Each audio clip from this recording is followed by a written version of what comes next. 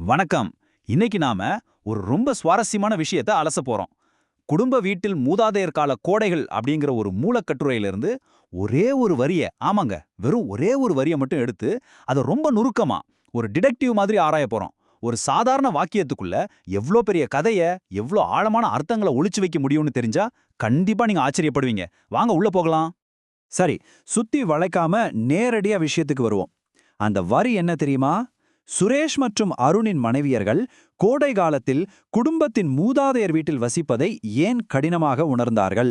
அவ்வளோதாங்க. பார்க்க சாதாரணமா தெரியலாம். ஆனா இந்த ஒற்றை கேள்வி எப்படி நம்மள உடனடியா ஒரு பெரிய மர்மத்துக்குள்ள இழுத்துட்டு போகுதுன்னு கவனிச்சிங்களா?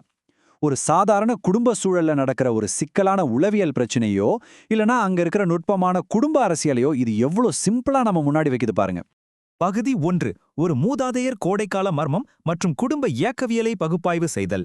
இந்த கேள்விக்கான நேரடி பதில்கள் எதுவும் நமக்கு கொடுக்கப்படல. அதனால இங்க கொடுத்திருக்க வார்த்தைகளை நாமே கொஞ்சம் பிரிச்சு மேய்ஞ்சு இதுக்குள்ள என்னதான் நடக்குதுன்னு கண்டுபிடிக்கலாம். இப்போ இதுல உண்மையிலே ரொம்ப இன்ட்ரெஸ்டிங்கான விஷயம் என்ன தெரியுமா? அந்த ஒற்றை வரியிலிருந்து நாம துல்லியமா பிரிக்கக்கூடிய கதாபாத்திரங்கள், அப்புறம் அந்த களம், இது மட்டும்தான். இங்க நமக்கு தெரிஞ்சதெல்லாம் வெறும் 5 விஷயங்கள் தான். சுரேஷ், அருண், அவங்களோட மனைவிகள், ஒரு மூதாதையர் வீடு, அப்புறம் கோடைக்காலம். வேற எந்த ஒரு எக்ஸ்ட்ரா தகவலும் இல்லாம ஒரு கதையோட பேஸ்மெண்ட்டை எப்படி இவ்ளோ ஸ்ட்ராங்கா அமைக்க முடியும் அப்படிங்கிறதுக்கு இது ஒரு கிளாசிக் உதாரணம். இப்போ இவங்களோட அனுபவங்களை கொஞ்சம் ஒப்பிட்டு பாருங்களேன். ஒரு தெளிவான வித்தியாசம் நமக்கு தெரியும். இந்த குடும்ப வீட்டை சொந்தமா கொண்ட சுரேஷுக்கும் சரி, அருணுக்கும் சரி, அங்க தங்குறதுல எந்த சிரமமும் இருந்ததா தெரியல. ஏன்னா அது அவங்க பிறந்த வளர்ந்த இடம், அவங்களுக்கு ரொம்பவே பழக்கப்பட்ட இடம். ஆனா இந்த வரி எதை ரொம்ப குறிப்பா சுட்டி காட்டுதுன்னா, அவங்களோட மனைவிகள் படுற அந்த சிரமத்தை மட்டும்தான். அந்த வீட்ல இருக்கிற சமூக கலாச்சார இல்லனா ஒரு விதமான ஏற்றத்தாழ்வுகளை இது நமக்கு ரொம்ப தெளிவாவே உணர்த்துது இல்லையா? இதை விட இதுல ரொம்ப பிரில்லியண்டான ஒரு விஷயம் என்னன்னா, கோடை காலத்தில் அப்படிங்கிற அந்த ஒரு குறிப்பிட்ட வார்த்தையோட சேர்க்கை தான்.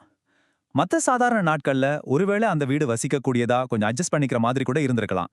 ஆனா அந்த வெயில் காலம் வந்த உடனே அங்க ஒரு கடுமையான சூழ்நிலையோ இல்ல ஒரு சமூக மாற்றமோ நடக்குது. அது அந்த இடத்தை சட்டுன்னு சகிச்சுக்க முடியாத அளவுக்கு மாத்திடுது அப்படிங்கிறத இந்த 2 வார்த்தைகள் ரொம்ப ஆழமா பதிவு செய்யுது. அது அந்த ஊர் வெயிலா இல்ல கோடை லீவுக்கு வர்ற சொந்தக்காரர்களோட கூட்டமா அப்படின்னு நம்மள ரொம்பவே யோசிக்க வைக்குது. பகுதி 2. விடையளிக்கப்படாத கேள்வி மற்றும் விடுபட்ட சூழல். இந்த மூலக்கட்டுரை வேணும்னே இந்த சிக்கலை நம்ம முன்னாடி வைக்குது.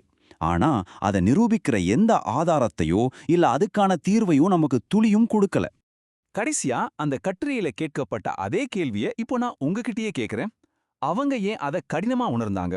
அந்த கோடை காலத்துல அந்த பழைய மூதாதையர் வீட்டுக்குள்ள நிஜமாவே என்னதான் நடந்திருக்கும்? இது ஒருவேளை அந்த வீட்டோட அமைப்பு சார்ந்த பிரச்சனையா, இல்ல ஒரு பெரிய கூட்டு குடும்பத்துக்குள்ள வெளியில இருந்து வந்த பெண்ணுகள் சந்திக்கிற அந்த நுட்பமான அரசியலா? நீங்களே கொஞ்சம் சிந்திச்சு பாருங்க. இந்த ஒரு சின்ன வாக்கியத்தை நாம பண்ணுன இந்த ஆய்வு கண்டிப்பா உங்களுக்கு ஒரு புது கோணத்தை கொடுத்துருக்கோன்னு நான் நம்புறேன். இதுல உங்க கருத்து என்னன்னு யோசிச்சுட்டே இருங்க. மீண்டும் சந்திக்கலாம்.